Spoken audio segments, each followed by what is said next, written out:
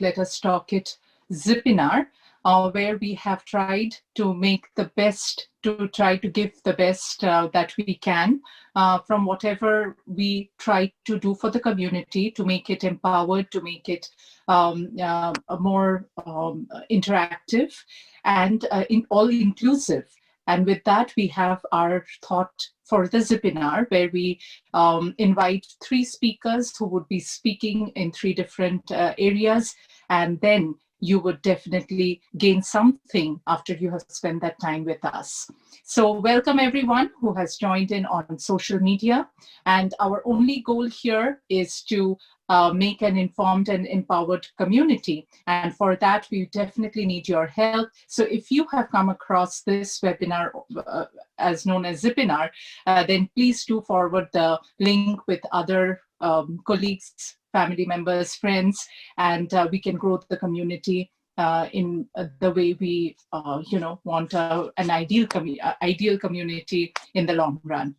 So a little bit about Let Us Talk It webinars. We have these webinars, professional webinars, covering motivational, IT, health, different kinds of topics. As I said, 3 topics usually in a span of just a little more than 1 hour, and on every Wednesday from 12 to 1 p.m. EST, and India time from 10:30 to 11:30 p.m. EST.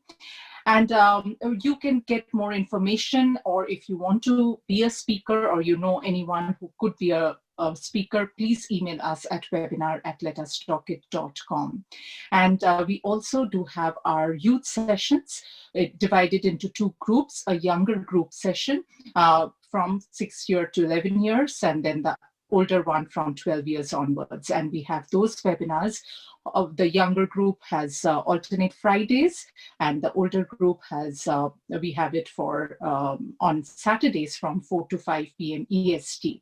And for this week, we have the older group webinar with the topic about virtues and values. So if you have a kid and you want to gain something or make friends online with these panelists who are very enthusiastic and quite well informed, then please do email us at webinar@letustalkit.com, or you can even check our website, letustalkit.com, and youth/youth, and you can register there as well. So, but today is our Zipinar, and we have all our 3 speakers with us. The first topic that we have is thoughts to results, achieve any goal. Understand the mindset of high performers and the secrets they use to achieve their goals every time.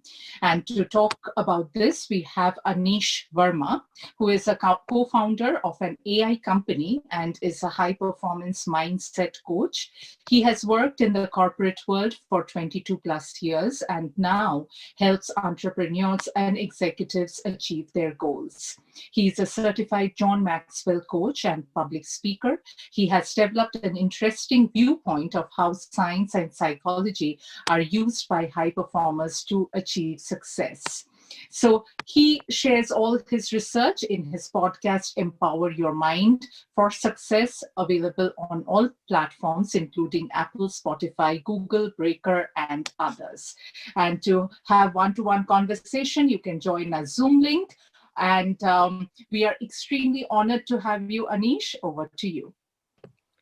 Thank you, Julian. Thank you for the kind introduction. And obviously, thanks for having me. I'll start sharing my screen as I speak. And, you already provided the introduction, so we don't need to spend any more time there. Just that, I do come from a IT consulting, management consulting background and can relate to your audience, hopefully even more better now with the topic that I wanted to cover. So we'll get right into it. I know I have approximately 20 minutes, so we'll try to stay true to that time, and we'll take any questions as we go along. But I'm based out of Detroit, guys. I've lived here for a long time now in the US, and entrepreneurship is something that I'm very, very passionate about. But I'm even more passionate about mindset, and I'm trying to answer one basic question: why certain people are more successful than the others, right? That is that question really inspires me to find answers, find more about myself, and help my clients and peers. So what I wanted to do today for this topic, I have about 10 slides, and I wanted to cover, basically the scientific principles that all high performers, executives, entrepreneurs, athletes use to achieve what they want to. And these are scientific principles, so they apply to anybody the same way. There is no discrimination. So you guys can learn this and apply it as well. But I wanted to start with the context first, right? And the context is you get what you desire. Um, you might have heard the Chinese proverb, "Be careful what you wish for." That's a very scientific proverb. A lot of people brush it off because it is ancient, but it is true. And your desires are your thoughts, your wishes, right? So that is what you need to be aware of and understand. And we all need to understand the point that God does not create junk. Whether you believe in God or a supernatural energy out there, we have been created, engineered, and been put on this planet Earth. And God does not create junk, which means we are all born with equal potential. Of course, we have some genetic memory and hereditary factors that we need to be aware of. But our upbringing, our environment, our friends, our authority figures in our life have a major impact on what kind of a life we live and who we become in our life. So to deepen the context a little bit before I can share some of the secrets that the high performers use, I wanted to talk to you guys a little bit about how our mind works. Now, we all have seen a human brain, but nobody has seen a mind, because mind doesn't exist that you can touch and feel. It's an intangible. But our brain, we all have the same brain. We all have the same hardware. But in 1936, Dr. Thurman Fleet created a picture of the mind, and the mind is basically represented in this circle. The top half is the conscious mind. It resides in your neocortex part of the brain, and your subconscious mind is your emotional mind, which resides in the limbic brain. If you guys are fans of Simon Sinek and have seen his Start With Why videos, he explains this very well about the neocortex and the limbic brain. But Dr. Thurman Fleet presented this picture of a mind, and since then, everybody represents mind with this picture. Now, it is important for us to understand that the thoughtful mind, the neocortex, which is also the conscious mind, is very analytical. It is single-threaded. It cannot multitask, and has limited capacity. The subconscious mind, on the other hand, has unlimited capacity, can multitask, doesn't understand language, but it understands emotions, feelings, and it is a slave to the commands given to it through the conscious mind. Okay, and because it is infinite capacity, it can achieve whatever you want it to achieve, provided you can be focused.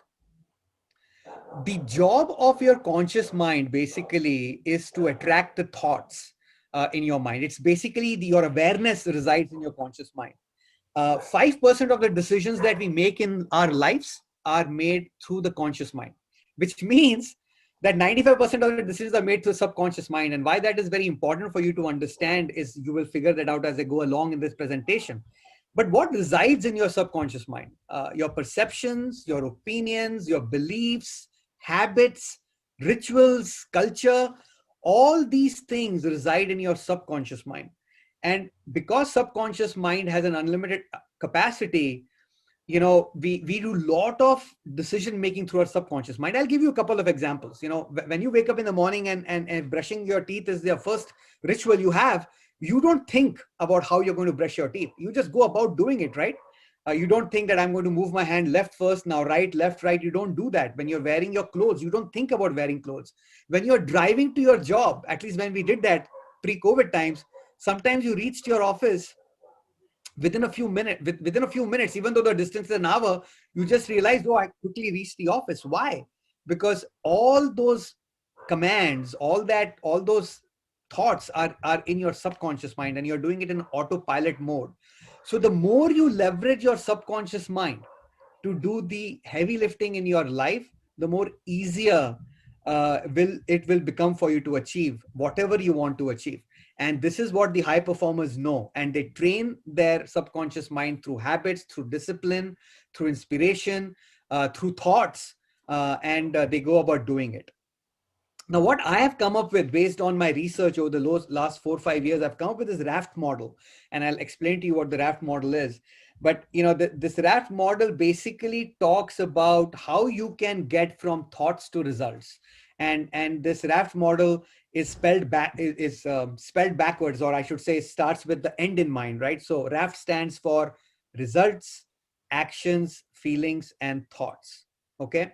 Humans are engineered to be goal-oriented mechanisms. I mean, and this is true at a cellular biological level as well. We are a colony of more than 50 trillion cells, and each cell that they're made of are all trying to achieve more, grow more, seek more. Okay, so we humans are designed to achieve goals. So when people lose their vision, lose their purpose, they end up living a life of mediocrity. That is why always people say that, having goals is very important.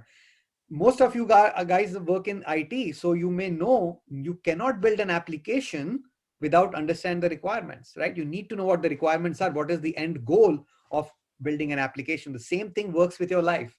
If you don't know what your goal is, your purpose is, we will struggle. Right? And by the way, this raft model, it works for achieving any kind of goal. Materialistic goal, which would be, building a house, acquiring money, making millions of dollars. Relationship goals, finding the love of your life. It could be spiritual goals. It doesn't matter. Your subconscious mind doesn't discriminate. It doesn't understand good or bad. Your conscious mind understands good or bad, but your subconscious mind doesn't. Now, one thing I want to mention is that, when we are growing up, children don't have a conscious mind up to the age of 9 to 10. So whatever children hear from parents, whether it is verbally said or through visual cues, they accept and they learn. That is why children believe in tooth fairies, Santa Claus. They trigger the same neurons in their brain, whether they are actually doing a task or just thinking about it. Okay, it's a very scientifically proven model. Now, what that means is, if they don't have a conscious mind and whatever they hear they believe in, the first few years of our lives basically sets the tone of the rest of our life, if we are not conscious about it to change it later in our lives. Okay, and the subconscious mind doesn't have a delete button or a backspace button. So whatever you hear, feel, touch gets into your subconscious mind. The only thing you can do to your subconscious mind is to dilute the negative impacts of some of the beliefs you may have, limiting beliefs you may have about yourself. Okay, so there are various ways and mechanisms to dilute the negatives and fill yourself with positives, but all these principles are scientific based. So let us get into the raft model a little bit, and I'll explain somewhat about each of these items, and we'll start from thoughts because that is where it starts from. So thoughts are a form of energy. And I want you to pay very specific attention to this, because energy can neither be created nor destroyed. Okay. So when you have a thought, you always say, I have a thought. You have an idea. We never say we made a thought, we made an idea. Why? Because you can never make energy, right? So thought is a form of energy. The only thing that you need to do to attract the right thoughts is to be goal-oriented, to be conscious of what you want to achieve in life, and be willing to learn, right? Energy flows from a higher source to a lower source. If you consider yourself as a lower source in terms of knowledge, energy and thoughts and ideas will flow to you. You need to be open and willing to learn your thoughts to attract the right thoughts, right? Thoughts are conscious. You have to think about them. But once you think about thoughts multiple times, they become your belief patterns and your decision-making framework. We all make decisions in our subconscious mind emotionally first, and then justify it logically through our conscious mind. So thoughts are very, very important. And that's why, the Chinese proverb, be careful what you wish for, because what you wish for, what you think about, you will get in your life, whether you like it or not. Now, the thoughts, when thought again and again and again, become your feelings, right? They become your habits, they become your belief patterns, and all these things get stored in your subconscious mind. The neurons in your brain get triggered, and the pathways become stronger and stronger the more you think about it. So I will give an example. um, Most of us have grown up in nice average families. If you grew up in an average family in the world, you have heard no, the word no 77% of the time, even if you grew up in a nice, healthy, average family. So if you heard no 77% of your time, your entire childhood, you believe more in the no than in the yes. So whenever you're trying to do something new, you're saying, maybe I'm not capable of doing it. Maybe I don't have the right skills. Why? And you believe in that more because it's in your subconscious mind. Subconscious mind, 95% decisions are made. So think about this, right? If there's a tug of war and there are people standing on either side of the rope, there are 5 people standing on one side and 95 people standing on other side. Which side will win, you think? The 95 people side.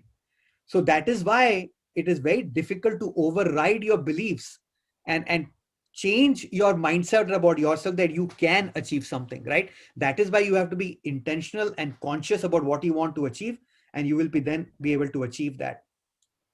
Humans, like I said, make decisions through subconscious mind. This is very, very important. Your thoughts become your beliefs. So what you think becomes your reality. So you have to be very careful about what you think, what kind of social media, what kind of television, what kind of friends you expose yourself to, and the environment that you are in, because that is going to decide your future.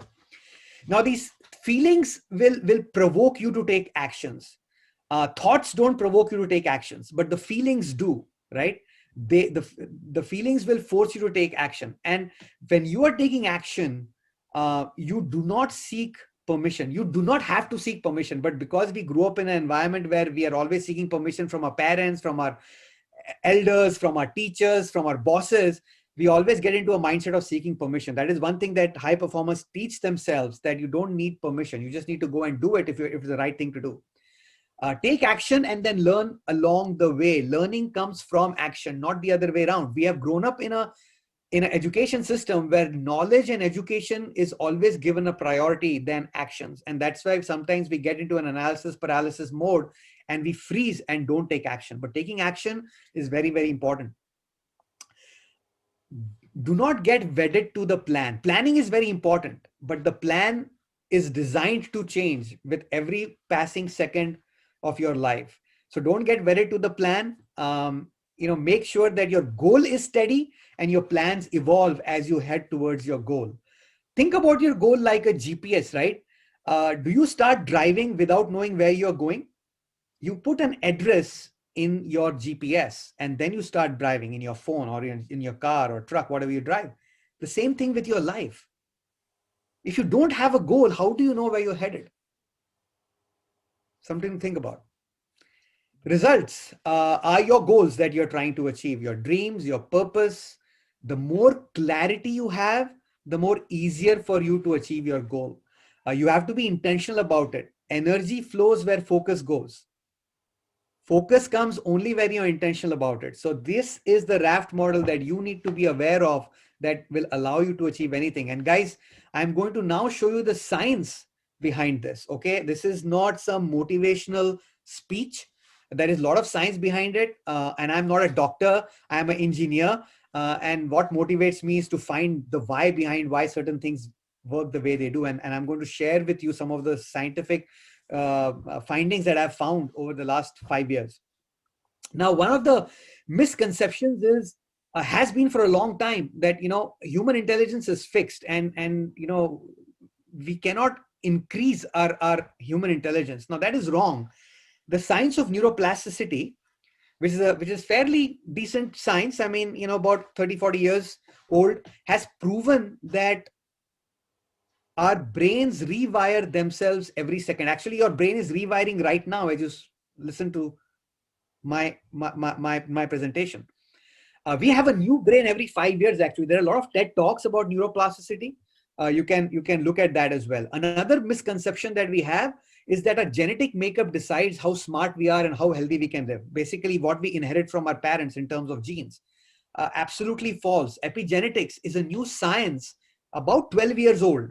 And this science has proven that only 5% of what we inherit has an impact on our life. So we believe, if my parents or my grandparents are diabetic or if they have cholesterol problems, so will I.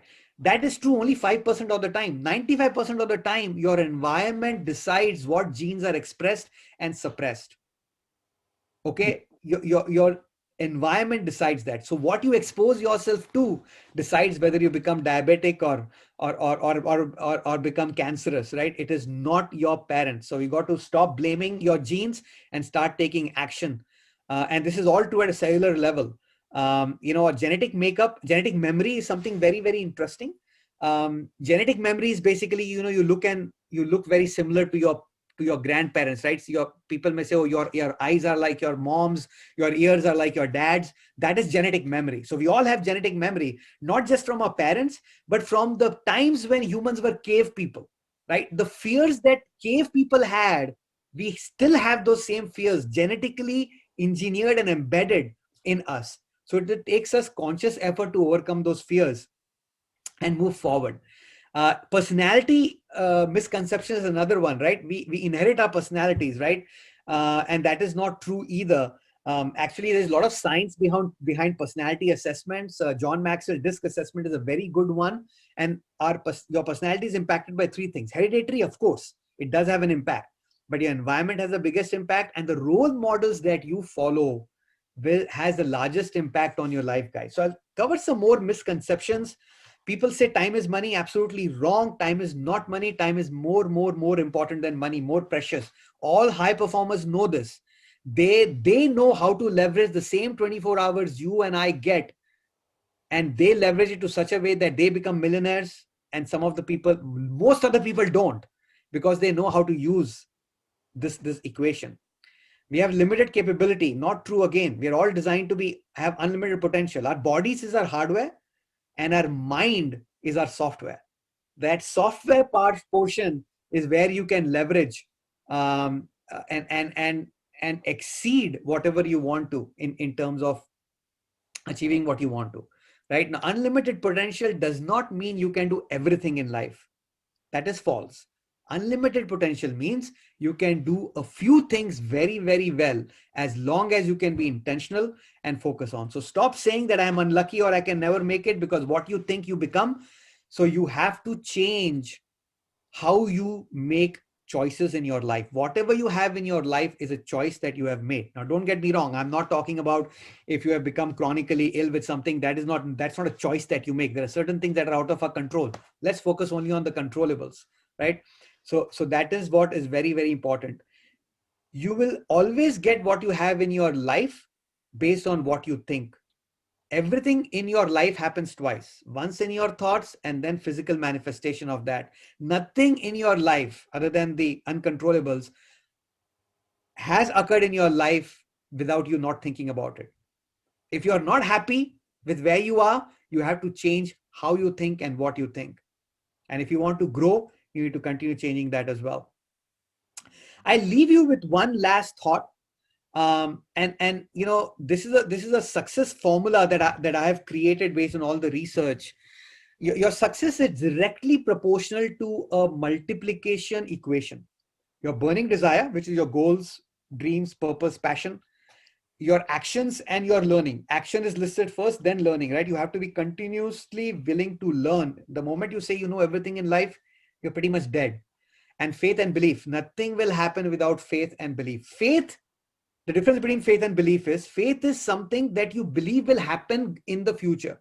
We all plan our graduations, weddings, vacations, because we believe we are going to live for that many years, right? We have faith. We have faith in the future.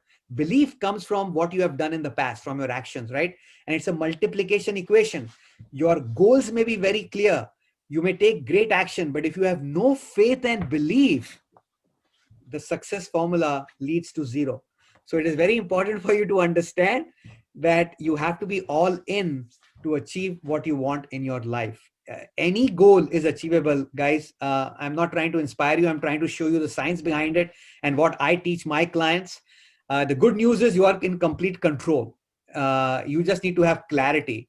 You need to make the right choices. You need and no reason for you to do all these things alone. Okay, nobody does achieves whatever they want to alone in their life. Steve Jobs, Oprah Winfrey, Jeff Bezos, Bill Gates, all have had mentors in their life, and so should you. Your environment is instrumental in helping you achieve what you want. You cannot have a six-pack if you hang out with friends who eat at McDonald's every other day. You got to join masterminds and surround yourself with like-minded people. That is the only way for you to grow. And if you understand the raft model and apply it, achieving your goals is not a question of if, it's a question of when. So with that, Srini, Julian, I'm done. I'll leave this slide out here. People can reach out to me at that email. Those are all my websites where you'll find all kinds of information. And feel free to listen to my podcasts. I have more than 175 episodes now where I cover all these topics in detail, and would encourage any feedback, any questions. Yeah, great session, Anish. That really, is an opener, eye opener, and a brain opener for so many other concepts. Thank you so much. I appreciate it. I'll stop sharing now. Yeah. Yeah, thank you, Anish. And whatever you said, that it's in our mind, it's in our thoughts, and you are a total. I met you as an AI expert with, and then when I saw on LinkedIn about your John Maxwell, it was intriguing for me that how come you changed the profession altogether, but you said you are doing it together. So anything is possible once we think. So thank you, Anish, for your time. I know you have a busy schedule, but you did take your time out. And thank you once again for joining us and giving us some thoughts. And, I always feel that it gives us a new one prick that, okay, now think about this, think about thoughts, think about the mind. Yeah. Thank you so much. We have anybody who has any questions, please put it there. Are there any personal sessions that we can avail with him? Oh, okay. Okay. They can send me an email, Julian, at that email, and that'll be good enough as well. Yeah. Yes. And we just want to remind that when we have a topic, we give these topics just as, and when we get feedback from attendees or audiences that we want more on that topic, we'll have those speakers for 1 hour session later in the year. Okay. Thank you so much, Anish, once again.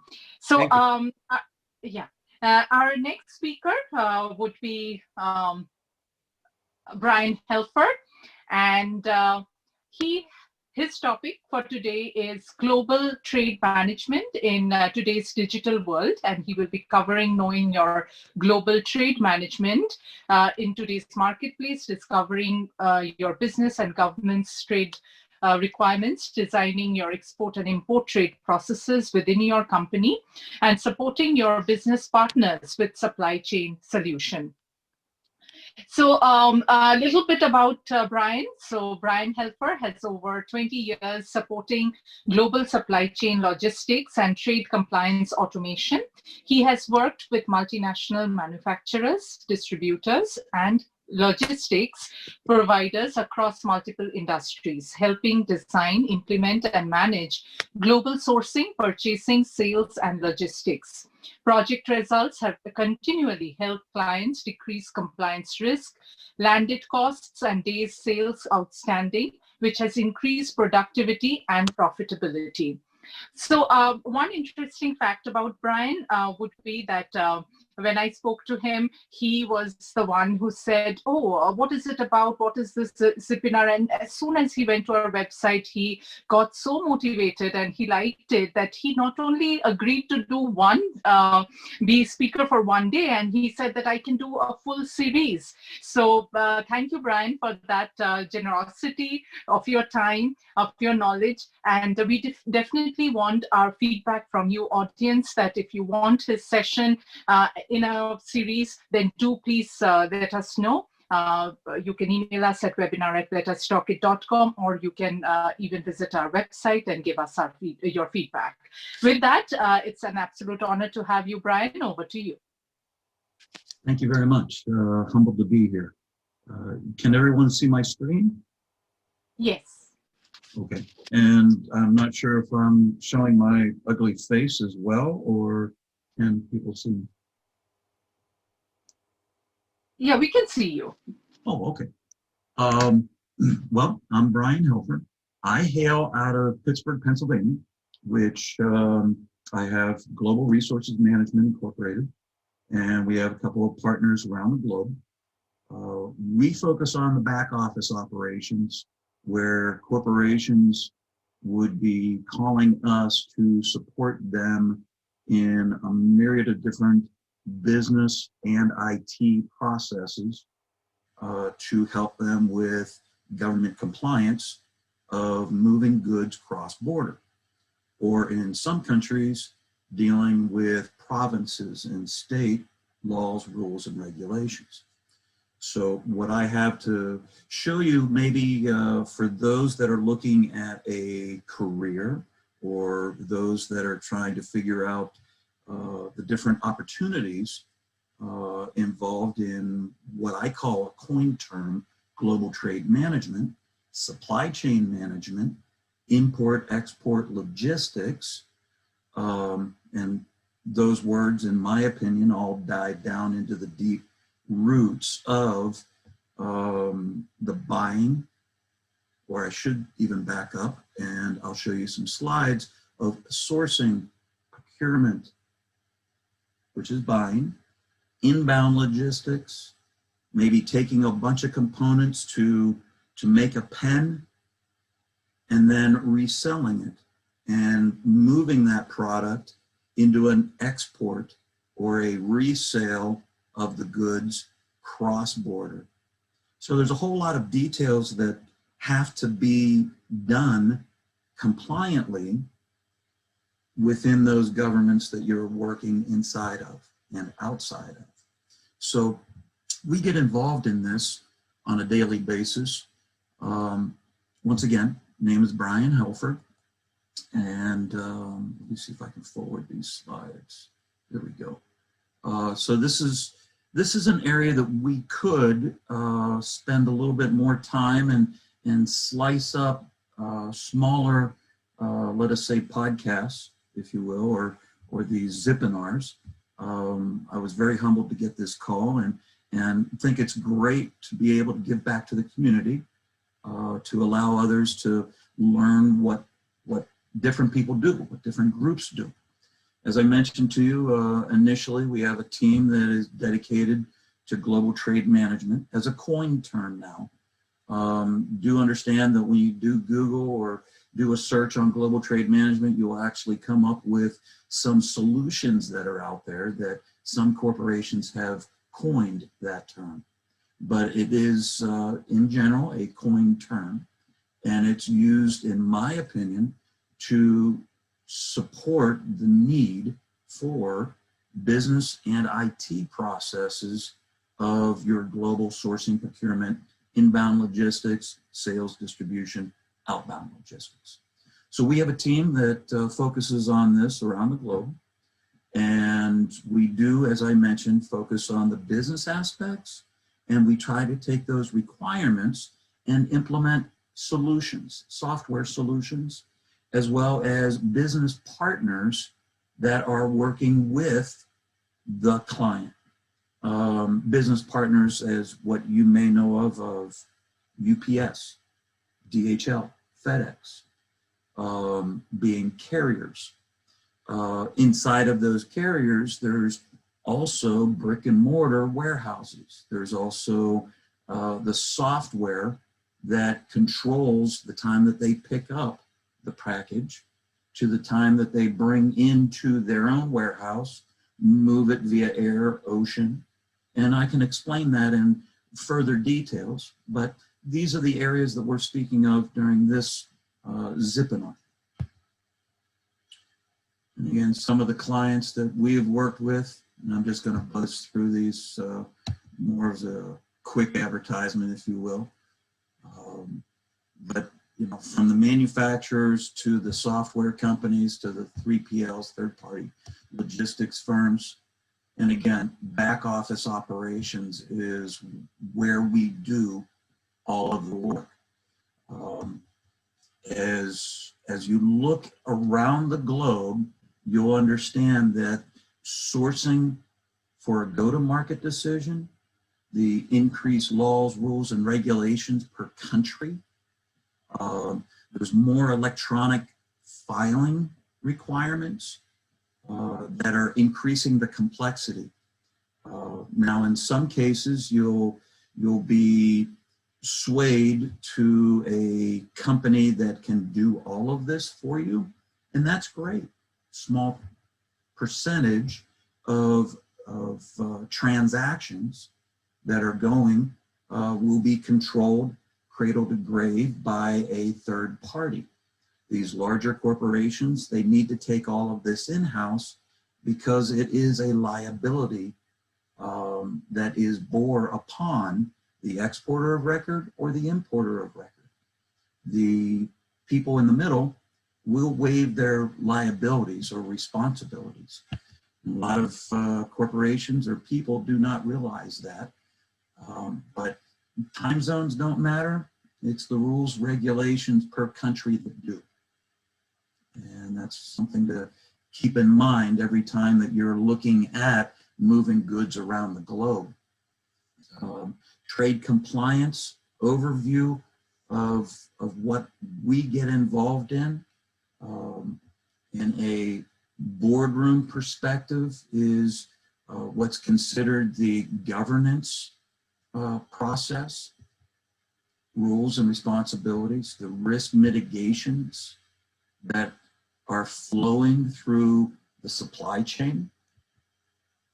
So these are things that we set up, is the compliance perspective of that supply chain. And we put into place KPIs and the tolerances across people and partnerships, intellectual properties, and information systems that move the data. I'll get further into detail in regards to this, but if anyone does have any questions as I'm going along, please go ahead and put them down into the chat box or even a hello. I'd be happy to follow up with you. But in effort to utilize 20 minutes correctly, I am going to breeze through a whole lot of this, at least to get everyone's brain, thinking about the different details of global trade management, trying to size up where this might relate to either yourself as a career or your company, and the actual value that what I'm talking about might have in your day-to-day activities. Because somewhere within the company, you're sitting and doing work effort that has to do with the corporation's success. Most corporations are sourcing, procuring, bringing in raw materials. Most corporations are having to comply with all of the laws, rules, and regulations per country. And this is what we get involved in. So the details behind all of the governance, the risk, the compliance, the finance, human resources around the globe, the supply chain management, standard operating procedures or SOPs that are set up is what we get involved with.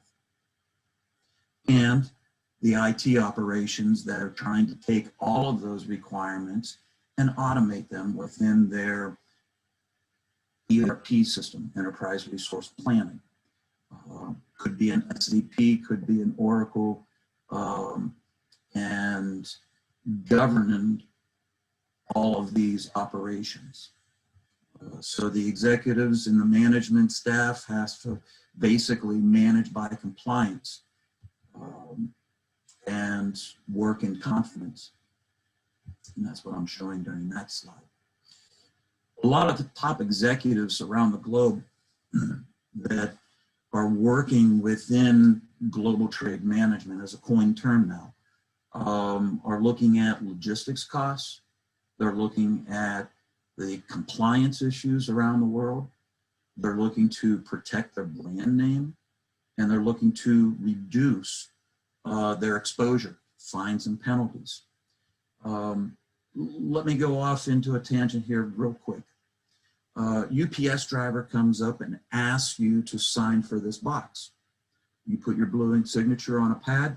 It's immediately nowadays electronically sent back to UPS's headquarters or database, in which is then sending that signature to the shipper saying, we've done our job. It's now confirming that you've received those goods. You open up that package and you have a packing list. You go to your email, you open up the email and you have a commercial invoice. All of those data elements have been created within a system that has been generated to the exact things that I'm saying right now. So the board members of the corporation, the supply chain professionals of that corporation, and the information technology owners of that information must be dead on for what has just transacted with that UPS driver coming to your door and asking you to sign here.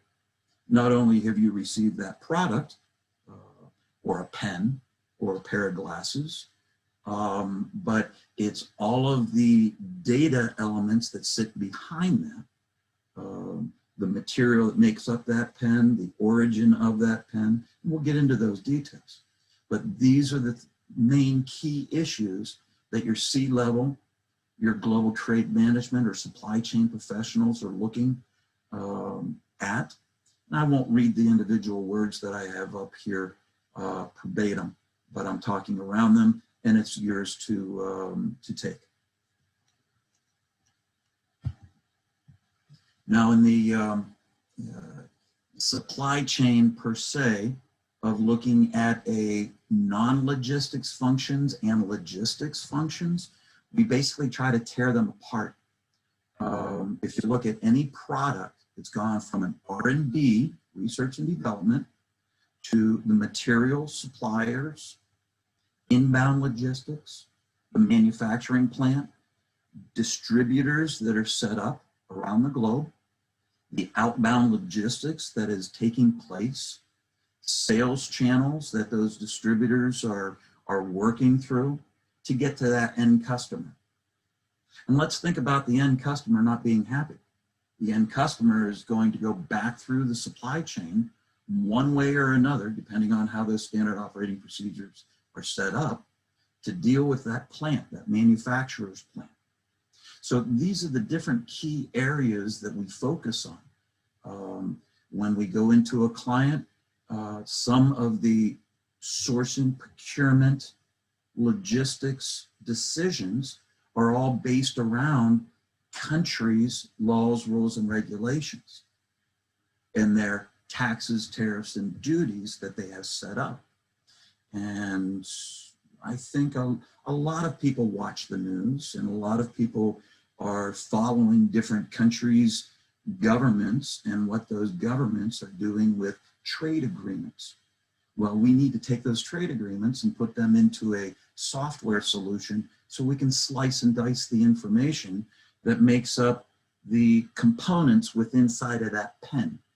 Let's say that pen has 10 different components, and 4 of them I can source best in China.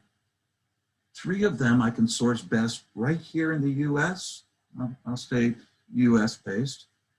And I'll bring all of those components into the United States. I'll do some assembly work, and I'm going to send them over to, let us say, Germany, because I think that there is a demand for this. My salespeople went over, they did the trade shows, they came back with sales orders. Now that's great. We're going to now send this pen over there.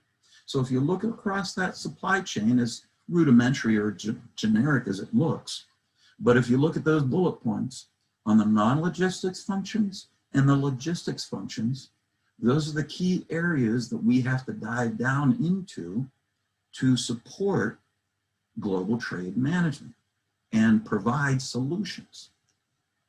When you get into logistics per se, what we want to do is take a exporter, a freight forwarder, a carrier, a broker, and an import or a buyer, and we try to slice and dice all of the information and manage it accordingly per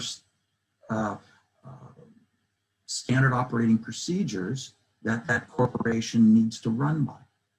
So it's does go down into the weeds. I don't want to bore some people, as we can create additional zipinars to address specific topics of export processes and a product's classification, a harmonized schedule of that product, the HS number, screening against the bad guys, deemed exports, the industry-specific rulings that you have to be managing for a compliant export transaction out of your country that you're exporting from.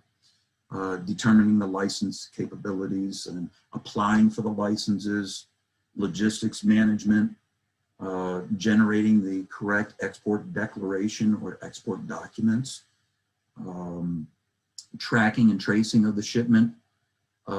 Duty drawback is an issue in which if I go back and I say, I brought these products into my country, I've done some remanufacturing, and I'm taking those products that I've imported and paid duty on, I want to re-export, I can go to the government and I can say, can I please have that money back? And they'll give you the money back if you can prove to them that you've actually imported it, paid this import duty, and you've exported it. But that means you're going to be audited. That means we're going to have to be thumbing through a whole lot of shipping documents from that packing list that I mentioned earlier, commercial invoice, export declaration, bill of materials, and in some cases, we're going down to lot and batch production reports to prove to the government, customs agent, that this lot that came in was used for this product that went out to Germany in a scenario perspective. The forwarder that I speak of could be a UPS, DHL, FedEx. The carrier could also be owned by them or subcontracted to be moved by a air, ocean, rail solution. A broker is a custom house broker, a person that is licensed by the government to clear X amount of millions of dollars worth of goods that are due duty to that government. And that goes into a whole can of worms, but this process all happens within days or hours of the transaction being moved. And then the import process. How am I doing on time?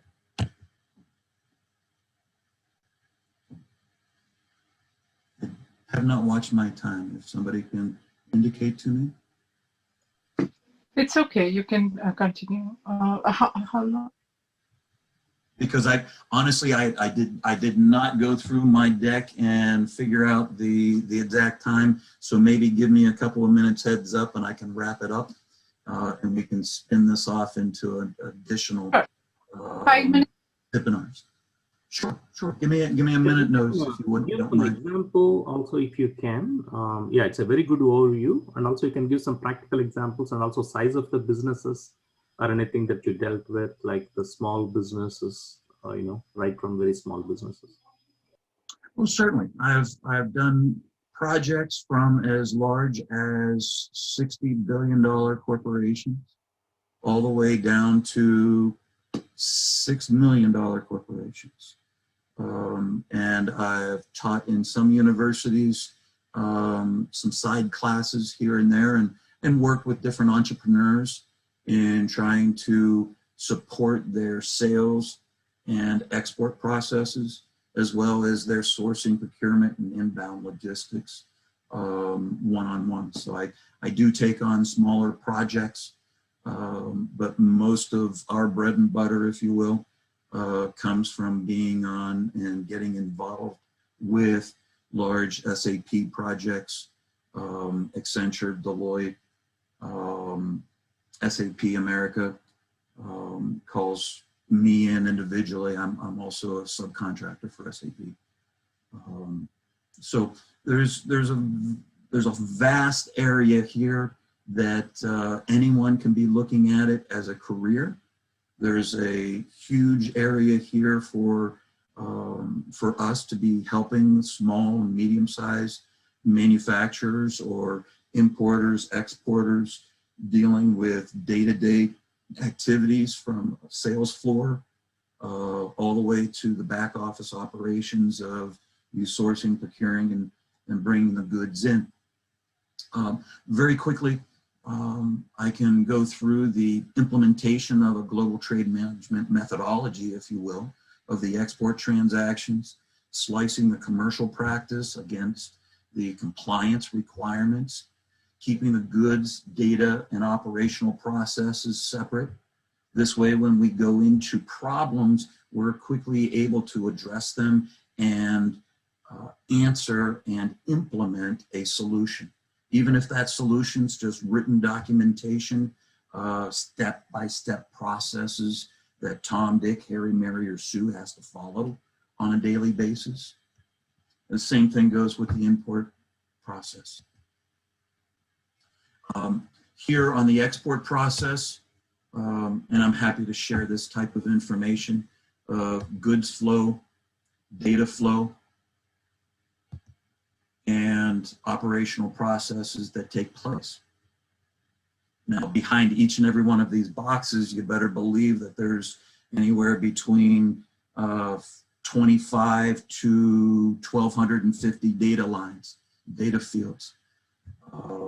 If you look at anyone that speaks of a ERP system, enterprise resource planning, or a SAP or an Oracle by name, basically what you're dealing with is a whole lot of Excel spreadsheets with these data cells all married up, and the algorithm tools that sit behind working with Excel spreadsheet 5 to Excel spreadsheet 525. And it's the algorithm that grabs from that information sitting on one cell and placing it on another cell, or an algorithm to add, subtract, or multiply, and then to drop it on a document, as I mentioned before. Packing list, commercial invoice, export declaration, advanced shipping notices, import declarations, all the way to inbound or in-bond perspective of a transaction that is coming into your warehouse. Warehouse delivery is what we speak of when we're dealing with an ERP system for the goods receipt. So again, I'm not going to bore you with this information, but these are the different cans or subject content we go into in regards to regulatory or commercial activities. And then outside, you've got the environmental elements of the export compliance, the employee training, technology transfer, deemed export, the environmental being the government's laws, rules, and regulations that you have to be following. The above processes, yes, you're doing a compliance perspective, your laws, rules, and regulations that you are following, but there's a whole other data set or area that you have to configure towards. On the import process, you'll find similar that I will be dealing with or diving into during conversations. Again, goods flow, data flow, operational processes, and the design and publishing of the processes and procedures to be compliant with the governments. I tried scrubbing up some of these slides before I presented them, but if you notice, quite a few of them are numbered because that leads down into a whole set of consulting practice, if you will, focusing in on a corporation's requirements and trying to deal with business requirements and assist them in different departments or the IT perspective of trying to configure their tables to compliantly process the transactions. Another way of looking at this, and I'll wrap it up for the day. Yeah, that would. The global trade management challenges internally. So if you want to look at it from an internal perspective of the corporation, you're looking at managing, as you've heard me say, the rules and regulations required for cross-border movement of the goods. And that's going to be the product classification, license requirements, in-country security requirements. And a whole lot of this has to do with the products harmonized code and the business partners that you're doing business with. Are they on a denied, restricted, embargo party screening list? Excuse this slide, it's maybe a little blurry up there on the side, I think when I transferred this over, but you see some government laws, rules and regulations that are being controlled by certain groups. Every country has an export administration, a foreign assets, or an industry related, and a customs related organization or body. And they are following the WTO, World Trade Organization. Once those laws, rules, and regulations or guidances are created, they're handed off to customs organization, the World Customs, WCO, followed by the United Nations. And you'll see some different acronyms down there. In future Zipinars, we could be diving into additional content as well as solutions that may support your company's requirements. How's that for a Zipinar?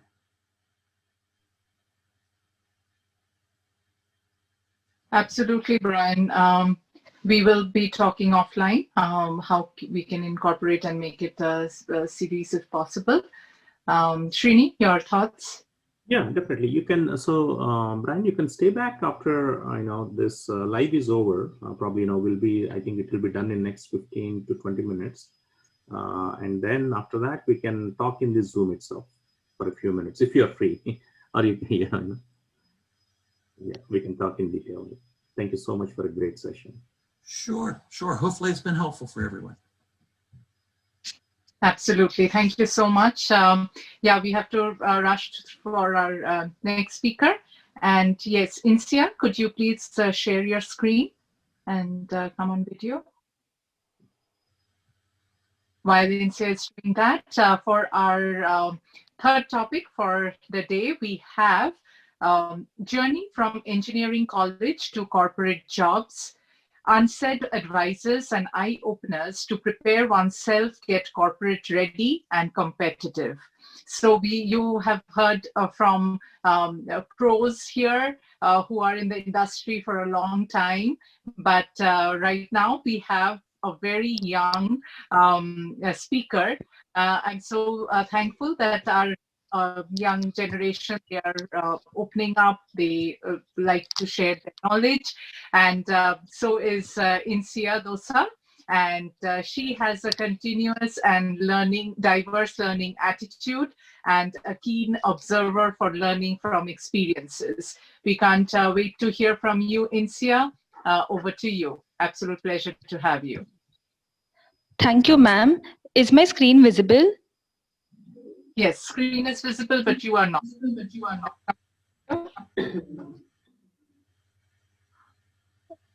Oh, she has made a tagline, let's talk it together. Yes, so true. Thank you. Okay, thank you, ma'am. I would like to start my presentation by introducing my topic once again, journey from engineering colleges to corporate jobs. Let's talk it together. So, I am Insia Dosa and I am currently a final year IT engineering student studying in India.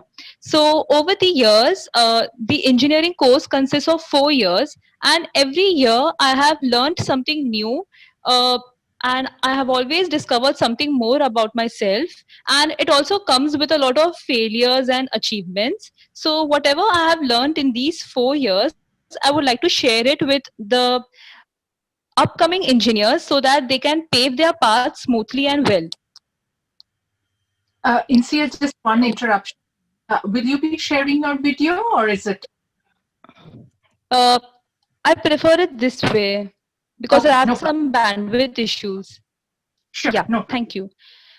So my intended audience for this presentation is most preferably engineering students. They are the heart of this presentation, and I would love to target this particular audience, and particularly those engineering students who as soon as graduation they want to prefer working into corporate jobs, and yes, anyone who is willing to hear out as to how the 4 years of engineering go, and if they want to advise their friends, colleagues, and so on.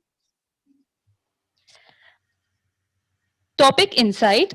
First, I would like to share about as to what exactly am I going to speak about this topic. So on the left hand side, we can see college environment, and on the right hand side, we can see corporate culture.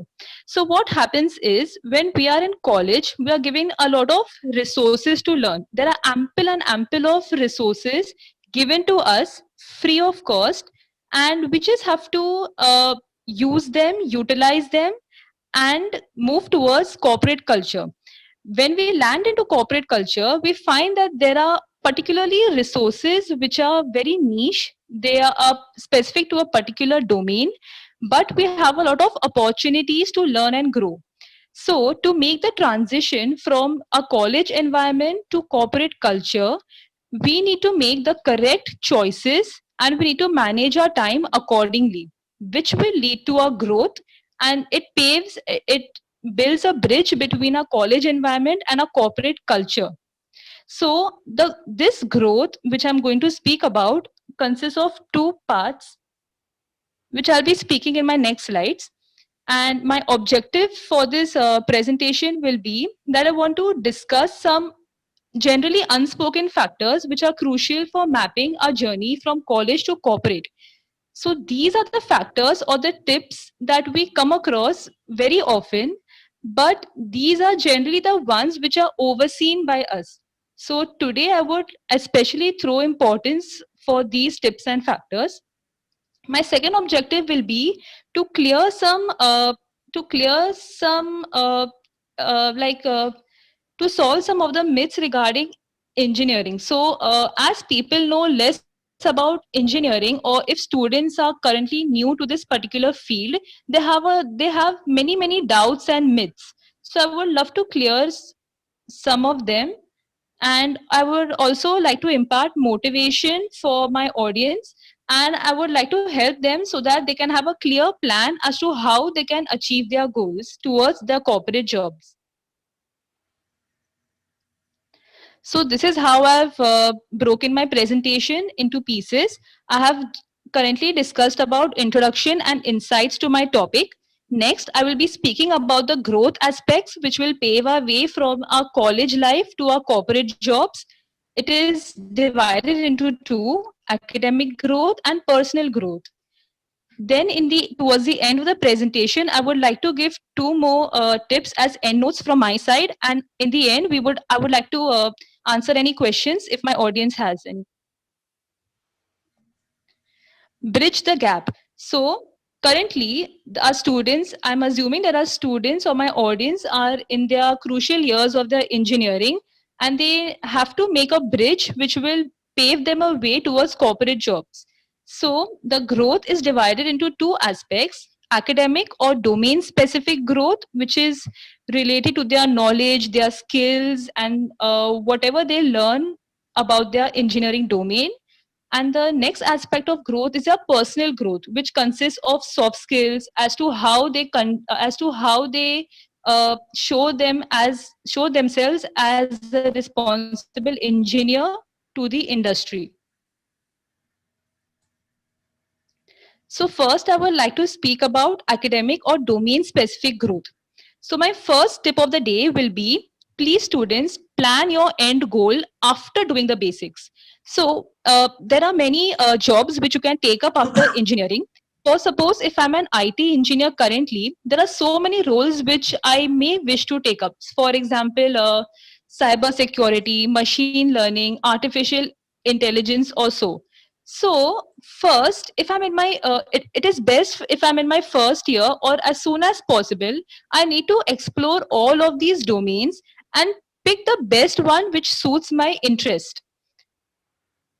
If we don't do that, like yes, mostly students don't do that, and they waste their time into thinking that what exactly they want to what role they want to assume after 4 years.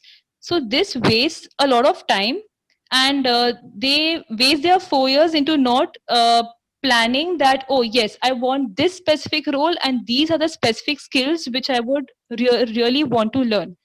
So, for example, as an IT engineer, if I want to be an artificial intelligence expert, so I would plan my goal. Oh, yes, I want to be an artificial intelligence expert. These are the skills which are required for an artificial intelligence expert.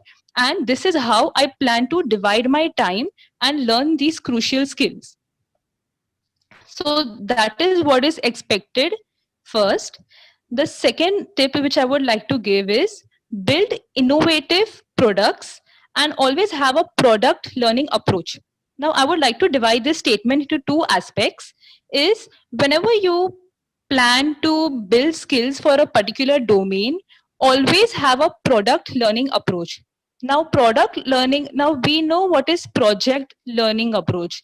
Project learning approach says that instead of bottom to up approach, or instead of gaining all the knowledge you can and then applying them into building projects, you first start with the project, and as many and then you see what skills do you need in order to build that particular project. So in this way, your learning process is faster and you absorb more skills. Product learning approach says that yes, you do make a project, you do have a top to bottom approach, but look in terms of product which you can unleash in the market, or build a small prototype which can benefit a client at a small scale. So always make a product which has some innovative idea which can help the market at large, which is at some current trend, which is of a social cause, and which is creative. So now suppose if for example, if I want to be an artificial intelligence expert, so my innovative idea would be based on any of the COVID skills which I can address in terms of medicine, artificial intelligence in medicine, or artificial intelligence to um, detect what is a trend going on in increasing COVID cases, and so which can help the society at large. So if you build such innovative projects and product learning approach, so instead of just making an artificial intelligence model and saying, oh yes, this is my model, I need to define some purpose, like, okay, why did I build this product? What is the use of my product? How will I design the product? And how will I deploy the product? So if you have a product learning approach, all these aspects are taken care of, and hence you become ready when you go to the corporate job where they actually are building products that are being deployed to the client. So you will learn that approach when you are in engineering years itself. So the next aspect of growth which I would like to stress upon is the personal aspects. The first and the most important one is personal branding. Now, what do you mean by personal branding? Let me start by saying a statement. People will refer you or will recommend you based on how you carry up your personal and professional self.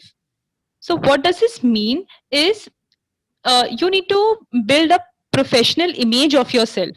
So people should know you by any specific skill or any specific trait or any specific quality which you are good at. Now, personal branding, I do not mean putting up your posters all over your um, social media accounts or so. Personal branding in engineering college years can be as simple as asking your faculties creative questions, always volunteering for work, and so on. Building your image among your peers, always being the person who leads the group, and so on. The next tip which I would want to share is networking. In corporate, in the corporate life, all the opportunities depends upon how many relevant people do you know. So it is always important that you reach out to people who have similar interest as yours, or who have more knowledge and skills than yours, and you learn from them. Reach out to such people, tell them about your interest, share ideas and tips for, and if you want any tips, you can always share with such people, and this is how you will always move ahead. Communication skills really do play a very important role in the long run. Leadership qualities. Yes, in engineering years, when you build projects in teams, leadership qualities do play a very important role as to how smoothly can you conduct the team to achieve their goal, how well can you remove the hurdles which are faced by your team, how you can negotiate well with your teammates, how smoothly can you solve an argument in your team. So all these leadership qualities also you need to be taken care of, that you build well in your first 4 years of engineering college. And always have a problem solving approach. So here are some end notes as a motivation to my audience. No path is ultimate, no journey is similar, so always be yourself. What does this mean is, I have always personally seen engineering students saying, oh, my friend is doing so and so, is taking so and so path, so this path is best for me. No, it is not that. Even if two people have same goal, based upon their circumstances and upon their mindset, their paths may be different. So don't always jump into the pool seeing that, oh, the other person is doing better than me, he or she is taking so and so path, so I should also be taking the same path. No, customize your journey and customize your path according to what suits you best. Always be consistent in your goal, take small but continuous steps, and always be yourself. Have tons of experiences and experiments. Yes, even if you fail, there is always something that you will learn from the experience. So always push yourself a bit out of your comfort zone every time. Have new experiences, join a new team, volunteer in a club, or take or do any task which challenge your comfort zones. Come out of your comfort zone and you will grow. And always experiment with a new thing every day. For suppose volunteering or planning an event or organizing something, you will always discover any new skills in yourself which you may have not done before. Thank you. Wow, Insia, such a short, powerful take on, and I'm so happy to see how sorted you are, and your parents must be really proud of you, since you are still in you're studying and you're what to do, and definitely not. And thank you so much for such an absolutely to the point. No frills, no frolic, only whatever is needed. Thank you for your presentation. Yeah. Trini? Yeah. It was really, I think it is a great help to, all the aspiring, students. We'll definitely connect, if we have anybody looking for such information. That's a great presentation. So, anyone, I see somebody asking for something, you can definitely reach out to us, and yeah. Okay, so this question, I think from Rahul, I think it's for Insia. So he's saying he's currently looking for jobs in IT sector. Can you please tell me something on how I can crack interviews for the same? It would be really helpful if you can share your experience. Insia, you want to take that? Yes, sure, ma'am. Hi, Rahul. So I see that you're from India too, and looking for jobs in IT sector. So I guess we are on the same page, and from my experiences, I can give you some tips which will definitely help you to crack interviews. So the first and the foremost thing is that your communication skills should be very clear. Yes, we all do have flaws in the same, and this aspect is a continuous learning process. So what you can do is stand in front of the mirror and always practice the way you speak, your tone, and if you stop while speaking, just like I do sometimes right now. And the second most important thing would be just go on LinkedIn and look at the profiles of those who are currently working in the similar field as yours. Look out for the skills which they have and try to bring it out the same in you. And yes, this will definitely take a lot of time, but this is a decent approach.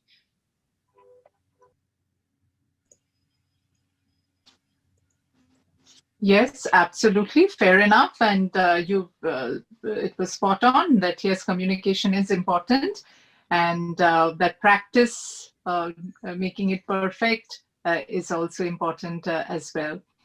So anyone has any other question, you can put it in the chat or unmute yourself and ask.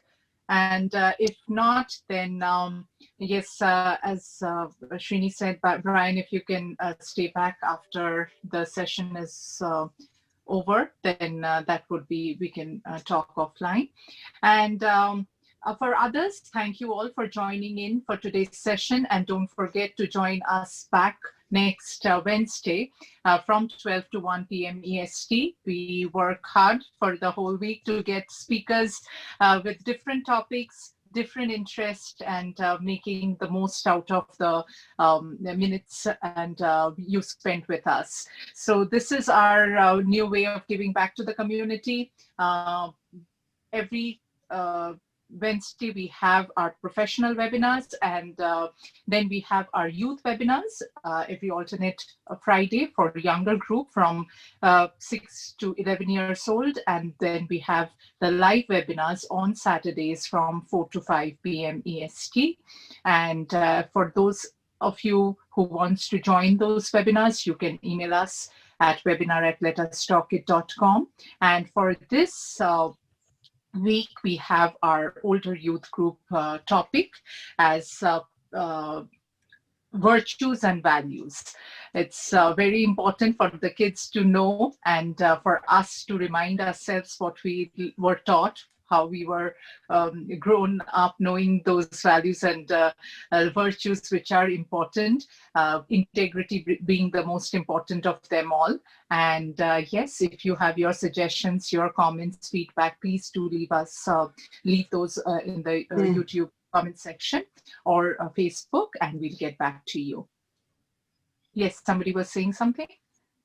Oh, what about the younger youth group? Yes, younger youth group will have their session the week after this. And their topic they chose was places of interest in US. So their states, and you should see the 6-year-old can't even, sometimes they don't spell the word properly, but they have so much of interest, and their topic is places of interest, those places they have visited or they have heard about or they have friends living. So yes, that would be next Friday, not this Friday, but the coming Friday. So that is their topic. Okay. That sounds like fun. Yes, you should join the youth webinars, and the younger youth group, you should see their excitement. And one wonderful thing that has happened through this is, virtually they have made friends with each other. So they love coming to talking. And, the best part is that we see how their minds work, what they talk, how, when they are in a room, they not allow you to be in.